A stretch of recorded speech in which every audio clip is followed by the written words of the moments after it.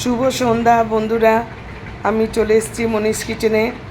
এই দেখো, আমি এটা চিকেনগুলোকে প্রায় 1 কিলো চিকেনকে ছোট ছোট টুকরো করে রেখে দিয়ে তার মধ্যে নানা মশলা, যেরকম নুন, পরিমাণ মতো লঙ্কার গুঁড়ো, তারপরে একটা ডিম, তারপরে এক চামচ আদা, 1 চামচ রসুন পেস্ট একসঙ্গে করে নিয়ে দিয়েছি। এটা মানে 2 চামচের মতো দিয়েছি।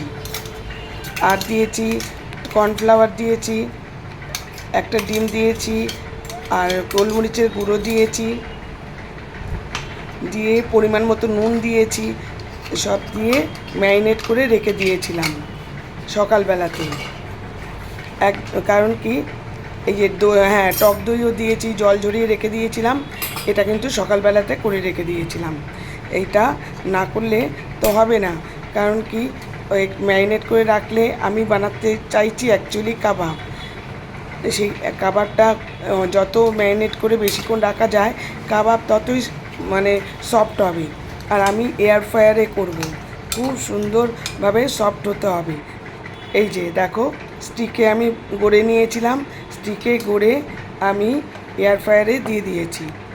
এয়ার ফ্রায়ারে প্রথমে আমি 30 মিনিট দিয়ে দিয়েছি, মানে আধ ঘন্টা এয়ার ফ্রায়ারে দিয়ে দিয়েছিলাম।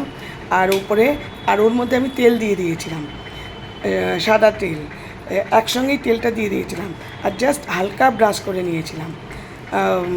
আর 30 মিনিট প্রথমে দিয়েছিলাম, দেওয়ার পরে ওটা উল্টে মাঝখানে আমি আবার একটু উল্টে দিয়েছিলাম, চিকেনের স্টিকগুলোকে উল্টে দিয়েছিলাম। উল্টে দেওয়াতে দেখো কি সুন্দর আমার এটা দেখাতে হয়তো একটু কালো কালো লাগছে, কিন্তু খুব সুন্দর হয়েছিল, মানে ছবিটা ভালো ওঠেনি। Thank you for watching.